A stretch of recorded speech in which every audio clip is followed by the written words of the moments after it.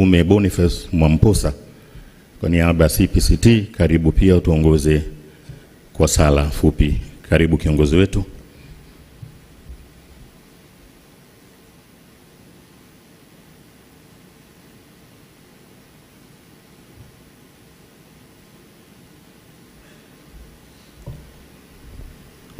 Tuombe. Baba yetu uliye mbinguni, jina lako litukuzwe mahali hapa. Ufalme wako uje, mapenzi yako yatimizwe katikati yetu kama uko mbinguni. Tupe Baba leo riziki zetu katika kila linalokwenda kuongelewa.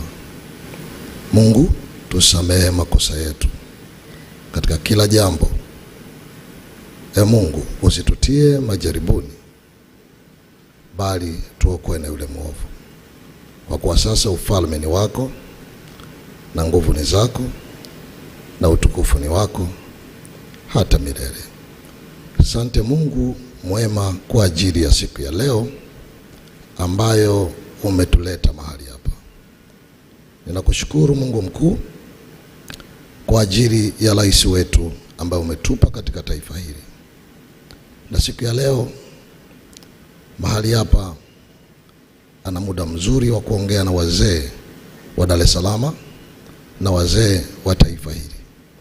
Basi Mungu, ninakuomba mpe hekima ya kunena, hekima ya kuachilia kila ambacho Mungu umempa kuliongoza taifa hili. Hekima kwa ajili ya wazee, hekima kwa ajili ya vijana, hekima kwa ajili ya taifa.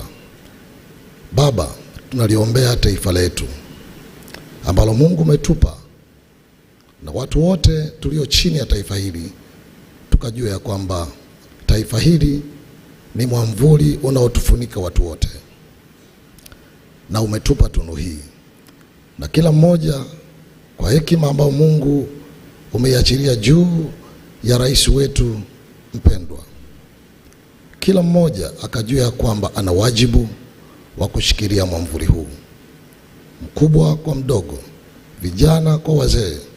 Na wakati huu Mheshimiwa Rais anapoongea na wazee, ninaomba baraka zako Mungu, hekima ya kusikiliza, hekima ya kuelewa, na acha hekima yako Mungu ikanene ndani yake.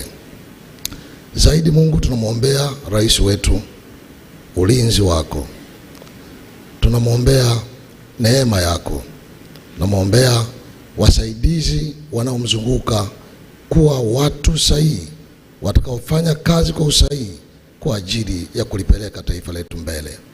Amani yako ikadumu Tanzania, amani yako ikatawale. Kwa mkono wako wenye nguvu ukaliepushe taifa hili na kila mikono mibaya. Basi Mungu, mfanyie wepesi mtumwa wako rais wetu kwa ajili ya kuliongoza taifa hili.